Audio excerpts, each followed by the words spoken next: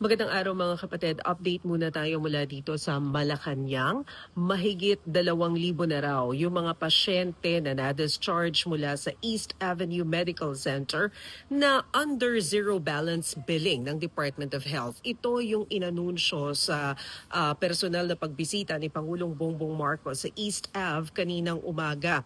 Personal niya kasing in-inspect if napapatupad ng maayos yung zero balance billing. Pero ito lilinawin ko lang ha, itong mahigit 2,000 daw na mga pasyente na na-discharge na walang binayaran sa mga DOH accredited hospital ay mula lamang nung nabanggit ni Pangulong Bongbong Marcos ang tungkol sa zero balance billing nung ika-4 niyang SONA nitong Hulyo. So yun yung period na binilang kung gaano kadami yung na-discharge at doon lamang sa ospital na yon.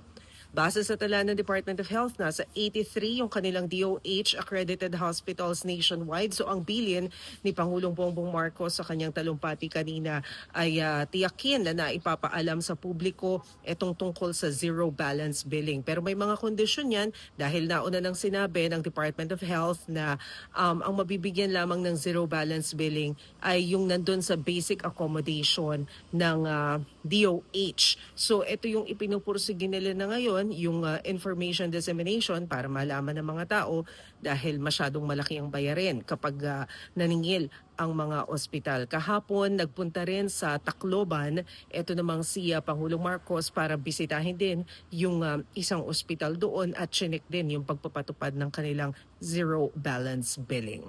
At yan muna ang pinakahuling balita mula dito sa Malacanang. Ako po si Maricel Halili.